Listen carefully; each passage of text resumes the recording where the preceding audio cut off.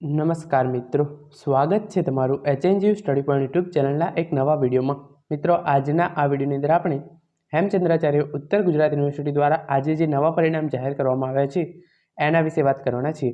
મિત્રો, HNGU study point YouTube channel દ્વારા એચએનજીયુની અને શિક્ષણ જગતને લગતી આવી તમામ માહિતી સૌપ્રથમ અને સચોટ રીતે પૂરી પાડવામાં આવે છે।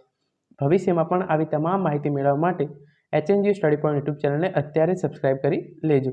તો શરૂ કરીએ આજનો આ વિડીયો શરૂ કરતા પહેલા ટેલિગ્રામ ચેનલની જે લિંક છે એ તમને ડિસ્ક્રિપ્શનની અંદર આપવામાં આવેલી છે।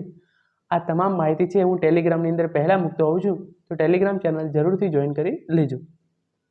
તો યુનિવર્સિટીની જે ઓફિશિયલ વેબસાઇટ છે ngu.ac.in એના પર આપણે આવી ગયા છીએ અને અહીંયા આવીને તમે નીચે સ્ક્રોલ કરશો તમને રિઝલ્ટ્સનો જે ઓપ્શન છે એ જોવા મળશે, જેને આપણે ઓપન કરી લઈએ છીએ।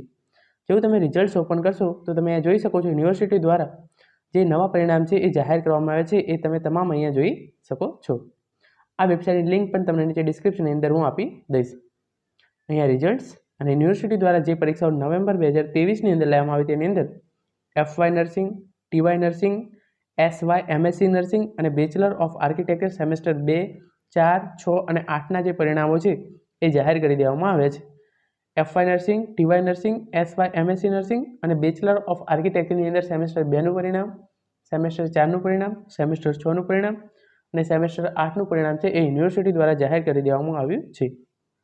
આ ઉપરાંત યુનિવર્સિટી દ્વારા જે પરીક્ષાઓ ઓક્ટોબર 2023ની અંદર લેવામાં આવી તેની અંદર MSc semester 3, BA B.Ed semester 3 અને BA B.Ed સેમેસ્ટર 5નું જે પરિણામ છે એ જાહેર કરી દેવામાં આવ્યું છે।